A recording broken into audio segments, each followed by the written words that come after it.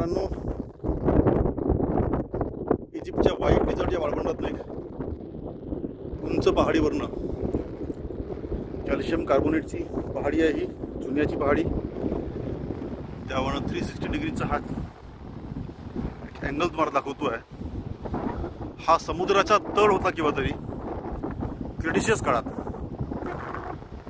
आणि पुढे पाहतो आपण की समुद्र खाली गेला आहे आणि त्यामुळे हा चुना जो आहे शिल्लक राहिला इथे.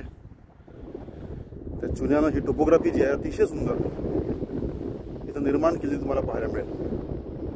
दूर अंतरापर्यंत आपण पाहू शकताय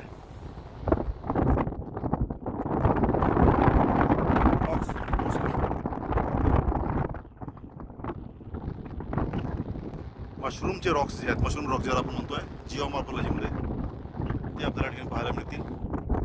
एक सुंदर मशरूम रॉक तुम्हाला मी इथे दाखवतोय. हा मशरूम रॉक्स तुम्हाला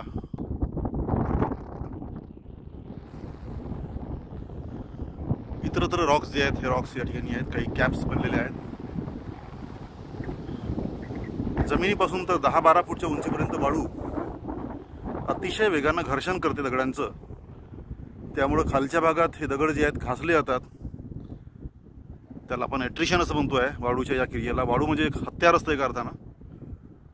आणि त्यामुळं खालच्या भागातले दगड जे आहेत अगदी स्मूथ झालेले तुम्हाला पाहायला मिळतील. मी दगडावर उभा आहे, तो पण दगड खालून स्मूथ आहे. आणि वर कॅपच्या वर मी इथं आलोय. हा पुन्हा भविष्यात होणारा तयार होणारा मशरूम रॉक तुम्हाला ठिकाणी पाहता येतोय. हा इथे पण तुम्हाला एक मशरूम रॉक पाहायला मिळेल, छोटासा आहे. आणि सगळीकडे तुम्हाला हे रॉक्स जे आहेत हे रॉक्स तुम्हाला पाहता येतील.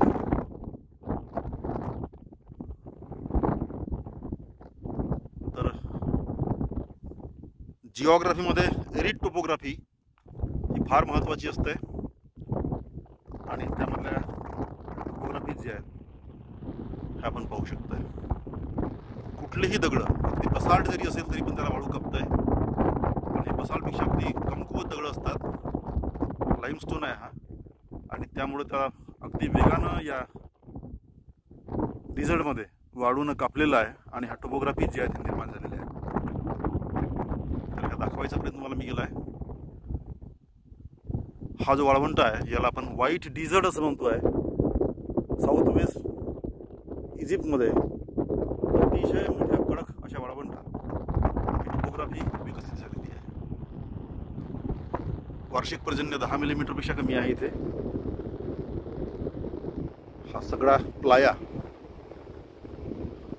आपण पाहू शकताय.